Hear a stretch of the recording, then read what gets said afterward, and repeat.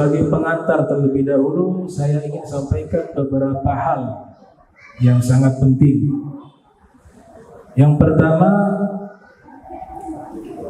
hukum foto, hukum fotografi. Saudara-saudara sekalian, hukum fotografi memang ada terjadi sedikit perbedaan pendapat. Kalau perbedaan pendapat yang mau haramkan foto silakan, gak ada masalah.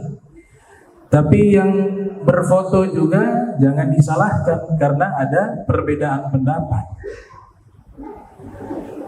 Nah, ulama-ulama yang mayoritas justru menghalalkan foto. Hukum berfoto itu sama seperti bercermin, berkaca. Jadi hukumnya sama. Sehingga foto dia berbeda dengan melukis. Kalau melukis makhluk hidup, di sini juga terjadi perbedaan pendapat, tapi kebanyakan juga mengharamkan. Ada yang membolehkan, ada yang mengharamkan. Yang disepakati itu membuat patung makhluk hidup, itu hampir ijma akan keharaman itu. Patung-patung makhluk hidup yang dibuat secara utuh itu mayoritas mengharamkannya. Tapi kalau foto mayoritas membolehkan. Sama seperti berkaca, dia bukan melukis tapi memindahkan dengan cahaya gambar ke alat tersebut. Oleh sebab itu ada hukum yang mengatakan hukum fotonya haram tapi rekaman halal. Foto haram tapi rekaman halal. Nah, ini juga menjadi satu kaidah yang sangat lucu. Karena kalau video nanti di pause, di stop, maka dia menjadi foto. Berarti ketika dia berhenti gambarnya haram, nanti di play dia berjalan lagi, itu video jadi halal. Berarti hukumnya bisa kadang halal, bisa menjadi haram karena sebab pause dan play.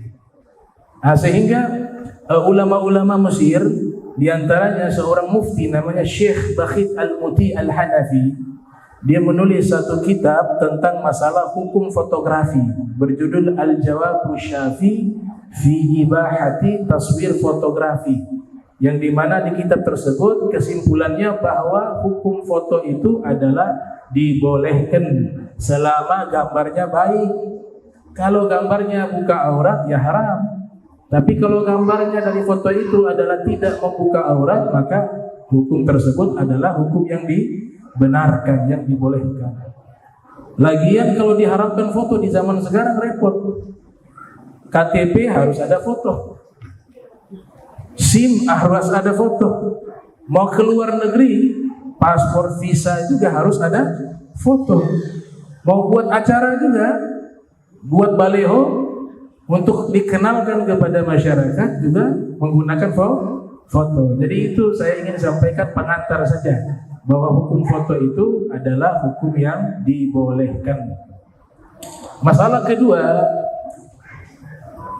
ilmu agama ini berbeda dengan ilmu-ilmu lainnya. Ilmu agama berbeda dengan ilmu-ilmu lainnya. Ada beberapa ilmu yang dimana jika kita belajar otodidak maka akan rusak. Misalnya dokter, belum pernah saya temukan tuh dokter membuat satu praktek ditulis ini adalah dokter otodidak, ahli penyakit dalam, ahli jantung. Saya yakin tidak ada pasien yang datang. Dokter otodidak tidak bisa. Tapi dokter yang sebenarnya itu ilmu ini tidak bisa otodidak, dia harus berproses pendidikan panjang, tulus zaman. Makanya tidak boleh tuh dokter otodidak, praktek, gak ada. Ada ilmu-ilmu lainnya memang otodidak boleh. Ahli bangunan, ya, walaupun dia tidak sekolah arsitek, dia bisa tuh belajar jadi tukang.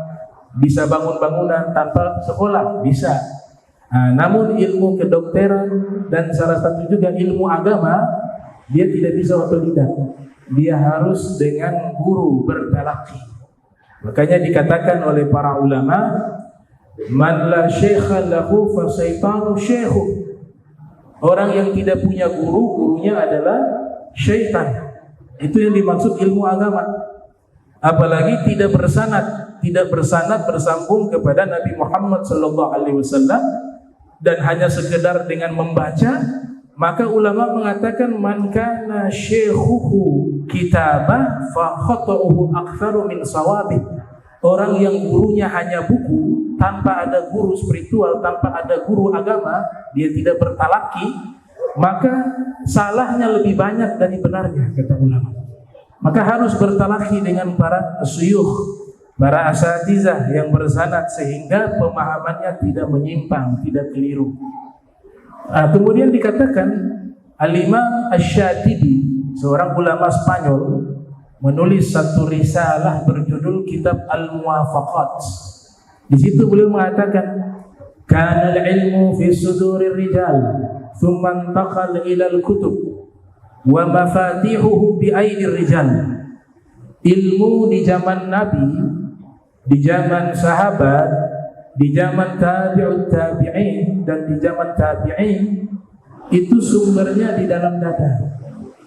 Kemudian ilmu berpindah di dalam kitab-kitab para ulama yang mereka tulis. Namun wa mafatihu bi aidil rijal. Kunci ilmunya tetap ada di tangan ulama, bukan berada di dalam kitab. Maka dikatakan ketika seseorang belajar tanpa guru, maka akan merusak kaidah ilmu Islam yang sudah disusun oleh para ulama. Kita kalau mengambil hukum halal haram, makruh mubah, bacalah kitab-kitab fikih. Di situ sudah ada kesimpulan hukum. Jangan kita mengambil ayat Al-Quran dan hadis kemudian kita yang mengambil kesimpulan sendiri. Akhirnya hukum itu berdasarkan pemahamannya dia, padahal kapasitas keilmuannya itu belum bisa untuk mengistinbat hukum di dalam Al-Quran dan di dalam hadis Nabi Muhammad sallallahu alaihi wasallam. Nah, ini sekedar pengantar prolog agar kita tidak salah mengambil jalan di dalam mempelajari ilmu agama. Dikatakan juga di dalam muqaddimah kitab Sahih Muslim yang ditulis oleh Imam Muslim Ibnu Hajjaj Al-Qusairi Naisabur yang lahir tahun 204 Hijriah, wafat 261 Hijriah, dikatakan di situ al-isnad minad-din, sanad bagian dari agama Islam. Unzuru mimman takhuzuna dinakum, perhatikan dari mana ilmu agama kalian ambil, kepada siapa kalian belajar. Itu di dalam mukaddimah kitab Sahih Muslim. Imam Muslim meletakkan di bab awal agar apa? Menjadi perhatian. Ketika mempelajari ilmu agama harus ada guru, harus ada sanad yang bersambung hingga kepada baginda Nabi Muhammad sallallahu alaihi wasallam. Coba kita lihat, Allah membuat simulasi. Rasul SAW disebutkan di dalam Al-Quran, "Allamaka ma lam takun ta'lam wa kana fadlullahi 'alaika 'azima." Allah sudah mengajarkan kepada Nabi Muhammad sallallahu alaihi wasallam seluruh ilmu. Artinya gurunya Nabi Muhammad Allah. Addabani Rabbi fa ahsana ta'dibi. Allah mendidikku dengan pendidikan terbaik. Tapi kita lihat wahyu diantaranya lewat cara apa? Dikirimnya malaikat Jibril untuk menyampaikan wahyu kepada Nabi Muhammad sallallahu alaihi wasallam. Padahal Nabi Muhammad sudah dinyatakan oleh Allah Ta'ala dalam Al-Quran, Allah yang mengajar kepada Nabi Muhammad. Tidak perlu malaikat Jibril lagi. Tapi Al-Imam Syekh Abdul Wahab Asy-Sya'rani yang lahir tahun 898 Hijriah, wafat 973 Hijriah, menulis satu kitab sufi atau kitab berfantasawuf berjudul Al-Anwarul Qudusiyah. Beliau mengatakan tujuan diutusnya malaikat Jibril seakan-akan mengajarkan kepada Nabi tentang ilmu-ilmu Al-Quran itu sebagai bentuk simulasi atau contoh bahwa ilmu ini harus ada guru. Sebagaimana Nabi Muhammad berguru kepada malaikat Jibril. Padahal malaikat Jibril sebaliknya, bukan gurunya Nabi Muhammad, tapi malaikat Jibril itu adalah muridnya Nabi Muhammad sallallahu alaihi wasallam. Buktinya apa? Al-haditsu Jibril. Hadis Jibril, malaikat Jibril datang bertanya kepada Nabi tentang Islam, tentang iman, tentang ihsan, tentang tanda-tanda kiamat. Di situ kan Nabi menjawab satu persatu pertanyaan malaikat Jibril. Malaikat Jibril menunjukkan identitas aslinya bahwa ia adalah seorang murid, sedangkan Nabi Muhammad adalah seorang guru. Nah, ini satu simulasi bahwa ilmu ini harus bersanad, dan yang kedua harus ada gurunya. Kalau sudah punya guru dan punya sanad, silakan setelah itu membaca kitab-kitab, tapi kitab-kitab yang dipilih oleh guru, bukan dia mengambil sendiri kitab-kitab mana yang akan dibaca dan dipelajari. Semuanya lewat bimbingan guru.